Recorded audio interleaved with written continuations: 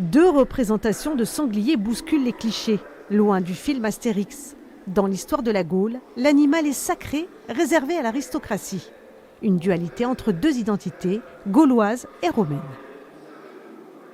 Une représentation qui va véritablement correspondre à nous, ce qu'on imagine être une œuvre d'art, en fait, avec un sanglier d'inspiration, on va dire, gréco-romaine, et à l'inverse, sur une œuvre qui est plutôt d'inspiration, elle, celte, gauloise, on représente un sanglier qui, lui, est en relief et dont les codes de représentation sont très différents de ceux des gréco-romains. Ils sont plus synthétiques, ils sont plus simplifiés.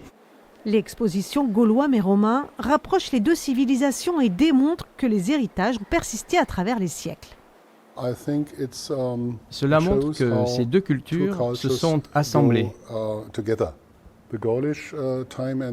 L'époque gauloise et l'époque romaine se sont mélangées pour créer une nouvelle culture.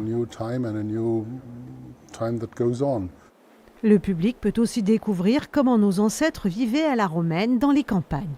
Le visiteur pourra passer sous cette voûte et découvrir un très beau décor peint à fresque qui représente un motif complètement d'inspiration romaine pour le coup. Ce sont les 4 saisons.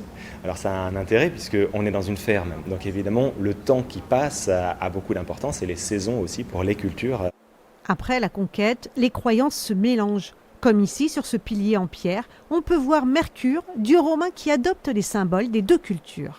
On le reconnaît avec des attributs qui sont complètement romains. Vous connaissez peut-être le caducée que vous avez là, qui est l'emblème aujourd'hui des médecins, dont Mercure est le dieu tutélaire. Mais vous allez avoir également d'autres attributs qui sont des attributs qui sont quasiment uniquement retrouvés en Gaule. Vous allez retrouver le coq, qui fait une petite référence à notre coq français, bien sûr. Et vous retrouvez aussi, même si c'est un peu abîmé, dans la main, la bourse, puisque le Mercure est également le dieu du commerce. En fait, les Gaulois n'ont jamais vraiment disparu. Ils sont juste devenus romains tout en restant eux-mêmes.